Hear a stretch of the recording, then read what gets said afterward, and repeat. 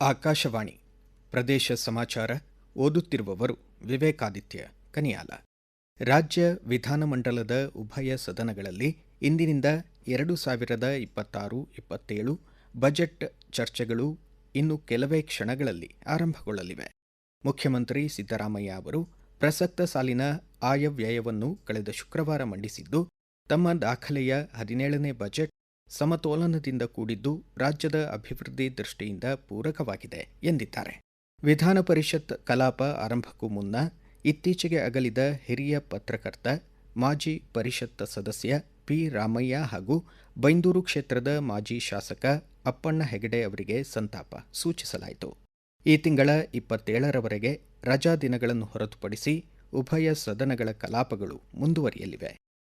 ಕೇಂದ್ರ ಸರ್ಕಾರ ಸಬ್ಕಾ ಸಾಥ್ ಸಬ್ಕಾ ವಿಕಾಸ್, ಜನರ ಆಕಾಂಕ್ಷೆಗಳ ಈಡೇರಿಕೆ ಎಂಬ ಶೀರ್ಷಿಕೆಯಡಿ ಬಜೆಟ್ ನಂತರದ ಮಹತ್ವದ ವೆಬಿನಾರ್ ಆಯೋಜಿಸಿದೆ. ವರ್ಚುವಲ್ ವೇದಿಕೆಯ ಮೂಲಕ ವೆಬಿನಾರ್ ಉದ್ದೇಶಿಸಿ ಪ್ರಧಾನಮಂತ್ರಿ ನರೇಂದ್ರ ಮೋದಿ ಅವರು ಮಾತನಾಡಿದರು. ಜನರ ಆಕಾಂಕ್ಷೆಗಳನ್ನು ಪೂರೈಸುವುದು ಸರ್ಕಾರದ ಧ್ಯೇಯವಾಗಿದೆ.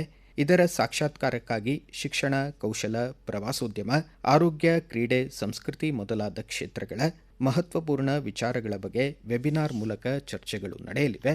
ವಿವಿಧ ಯೋಜನೆಗಳ ಪರಿಣಾಮಕಾರಿ ಅನುಷ್ಠಾನದ ದೃಷ್ಟಿಯಿಂದ ವೆಬಿನಾರ್ ಮಹತ್ವಪೂರ್ಣವಾಗಿದೆ ಎಂದರು. ಮುಂದಿನ ದಿನಗಳಲ್ಲಿ ಕೇರ್ ಎಕಾನಮಿ ಹೆಚ್ಚಿನ ಮಹತ್ವ ಪಡೆಯಲಿದೆ. ಈ ನಿಟ್ಟಿನಲ್ಲಿ ಆರೋಗ್ಯ ಕಾರ್ಯಕರ್ತರಿಗೆ ಅಗತ್ಯವಾದ ಕೌಶಲವನ್ನು ಹೆಚ್ಚಿಸುವತ್ತ ಗಮನ ಹರಿಸುವ ಅಗತ್ಯವಿದೆ ಎಂದರು. ಇಂದು ಸಂಜೆ 5:45 ವೆಬಿನಾರ್ ನಡೆಯಲಿದೆ. ಸ್ಥಳೀಯ ಕ್ರೀಡಾ ಪ್ರತಿಭೆಗಳನ್ನು ಗುರುತಿಸಿ ಪ್ರೋತ್ಸಾಹಿಸಲು ಹಾಗೂ ರಾಷ್ಟ್ರಮಟ್ಟದಲ್ಲಿ ಅವಕಾಶ ಒದಗಿಸಲು ಸಂಸದರ ಕ್ರೀಡಾ ಉತ್ಸವ ಆಯೋಜಿಸಲಾಗಿದೆ ಎಂದು ಹಾವೇರಿ ಗದಗ್ ಲೋಕಸಭಾ ಕ್ಷೇತ್ರದ ಸಂಸದ ಬಸವರಾಜ ಬೊಮ್ಮಾಯಿ ತಿಳಿಸಿದ್ದಾರೆ.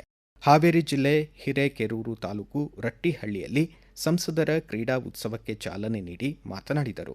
ಪ್ರಧಾನಮಂತ್ರಿಯವರ ಮಹತ್ವಾಕಾಂಕ್ಷೆಯ ಫಿಟ್ ಇಂಡಿಯಾ, ಖೇಲೋ ಇಂಡಿಯಾ ಹಾಗೂ ಜೀತೋ ಇಂಡಿಯಾ ಉಪಕ್ರಮದಡಿ ಕ್ರೀಡಾ ಮನೋಭಾವದ ಆರೋಗ್ಯವಂತ, ಸುದೃಢ ಯುವ ಸಮಾಜವನ್ನು ಕ್ರೀಡೆಗಳ ಮೂಲಕ ರೂಪಿಸಲು ಉದ್ದೇಶಿಸಲಾಗಿದೆ ಎಂದರು. ಕ್ವಾಂಟಮ್ ರೋಡ್ ಮ್ಯಾಪ್ನ ಅನುಷ್ಠಾನಕ್ಕೆ 10 ಕೋಟಿ ರೂಪಾಯಿ ಪ್ರಸಕ್ತ ಸಾಲಿನ ಬಜೆಟ್ನಲ್ಲಿ ಮುಖ್ಯಮಂತ್ರಿಯವರು ಘೋಷಿಸಿರುವುದು ಕರ್ನಾಟಕವನ್ನು ಕ್ವಾಂಟಮ್ ಕ್ಷೇತ್ರದ ಕೇಂದ್ರವನ್ನಾಗಿಸುವ ಪ್ರಮುಖ ಹೆಜ್ಜೆಯಾಗಿದೆ ಎಂದು ವಿಜ್ಞಾನ ಮತ್ತು ತಂತ್ರಜ್ಞಾನ ಖಾತೆ ಸಚಿವ ಎನ್ಎಸ್ ಬೋಸರಾಜು ಹೇಳಿದ್ದಾರೆ. ಬೆಂಗಳೂರಿನ ಹೆಸರಘಟ್ಟದಲ್ಲಿ ಕ್ವಾಂಟಮ್ ಸಿಟಿ ನಿರ್ಮಿಸಲು ಸ್ಥಳ ಗುರುತಿಸಿ ಅಭಿವೃದ್ಧಿಪಡಿಸಲಾಗುತ್ತಿದೆ. 233 ಕೋಟಿ ರೂಪಾಯಿ ವೆಚ್ಚದಲ್ಲಿ ಬೆಂಗಳೂರಿನ ಆದಿನಾರಾಯಣ ಹೊಸಹಳ್ಳಿಯಲ್ಲಿ ವಿಜ್ಞಾನ ನಗರ ಸ್ಥಾಪನೆಗೆ ಕೇಂದ್ರಕ್ಕೆ ವಿಸ್ತೃತ ಯೋಜನಾ ವರದಿ ಸಲ್ಲಿಸಲಾಗಿದೆ ಎಂದರು. ಅಂತಾರಾಷ್ಟ್ರೀಯ ಮಹಿಳಾ ದಿನಾಚರಣೆ ಹಿನ್ನೆಲೆ ಧಾರವಾಡದ ಕರ್ನಾಟಕ ವಿದ್ಯಾವರ್ಧಕ ಸಂಘ ಗೌರಮ್ಮ ಚನ್ನಪ್ಪ ಹಲಗತ್ತಿ ದತ್ತಿ ಅಂಗವಾಗಿ ಸುನೀತಾ ಮಾದರ್ ಅವರಿಗೆ ಶ್ರಮಿಕ ಮಹಿಳೆ ಪ್ರಶಸ್ತಿ ನೀಡಿ ಗೌರವಿಸಿದೆ. ನಗರದ ಕರ್ನಾಟಕ ವಿದ್ಯಾವರ್ಧಕ ಸಂಘದ ರಾಹಾ ದೇಶಪಾಂಡೆ ಸಭಾಭವನದಲ್ಲಿ ಆಯೋಜಿತ ಕಾರ್ಯಕ್ರಮದಲ್ಲಿ ಹುಬ್ಬಳ್ಳಿ ಧಾರವಾಡ ಮಹಾನಗರ ಪಾಲಿಕೆ ಉಪ ಆಯುಕ್ತರಾದ ಅನುರಾಧ ವಸ್ತ್ರದ್ ಪ್ರಶಸ್ತಿ ಪ್ರದಾನ ಮಾಡಿದರು. ಶ್ರಮಿಕ ಮಹಿಳೆ ಪ್ರಶಸ್ತಿಗೆ ಭಾಜನರಾದ ಸುನೀತಾ ಮಾದರ್ ಪ್ರದೇಶ ಸಮಾಚಾರಕ್ಕಾಗಿ ತಮ್ಮ ಸಂತಸ ಹಂಚಿಕೊಂಡಿದ್ದಾರೆ. ಎಲ್ಲರಿಗೂ ನಮಸ್ಕಾರಗಳು ಹಾಗೂ ಅಂತಾರಾಷ್ಟ್ರೀಯ ಮಹಿಳಾ ದಿನದ ಶುಭಾಶಯಗಳು. ಶ್ರಮಿಕ ಮಹಿಳೆಯ ಪ್ರಶಸ್ತಿಯನ್ನು ಮಹಿಳಾ ದಿನಾಚರಣೆಯೆಂದು ನನ್ನನ್ನು ಗುರುತಿಸಿ ನೀಡುತ್ತಿರುವುದು ಬಹಳ ಸಂತೋಷವಾಗಿದೆ. ನನ್ನಂಥ ಶ್ರಮಿಕ ಮಹಿಳೆಯರು ಬಹಳಷ್ಟು ಇದ್ದಾರೆ. ಅವರನ್ನು ಗೌರವಿಸುವಂತಾಗಲಿ ಎಂದು ಬಯಸುತ್ತೇನೆ. ಜೈ ಹಿಂದ್, ಜೈ ಕರ್ನಾಟಕ ಮಾತೆ.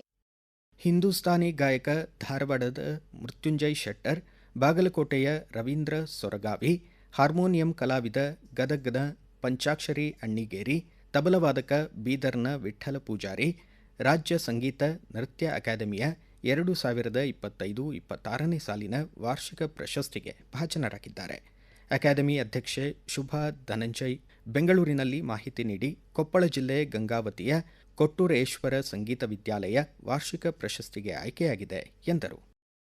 ಉತ್ತರ ಕನ್ನಡ ಜಿಲ್ಲೆಯ ಮಲೆನಾಡು ಹಾಗೂ ಕರಾವಳಿ ಭಾಗವನ್ನು ಬೆಸೆಯುವ ಪ್ರಮುಖ ರಸ್ತೆಯಾದ ಹೊಸಹಳ್ಳಿ ಯಲ್ಲಾಪುರ ಹಾಗೂ ಮಾಸ್ತಿಕಟ್ಟೆಯಿಂದ ಬಾಳೆಗುಳಿವರೆಗಿನ ರಸ್ತೆ ಸುಧಾರಣೆಗೆ ಕೇಂದ್ರ ಸರ್ಕಾರ 101 ಕೋಟಿ 21 ಲಕ್ಷ ರೂಪಾಯಿ ಬೃಹತ್ ಅನುದಾನವನ್ನು ಬಿಡುಗಡೆ ಮಾಡಿದೆ ಎಂದು ಸಂಸದ ವಿಶ್ವೇಶ್ವರ ಹೆಗಡೆ ಕಾಗೇರಿ ತಿಳಿಸಿದ್ದಾರೆ.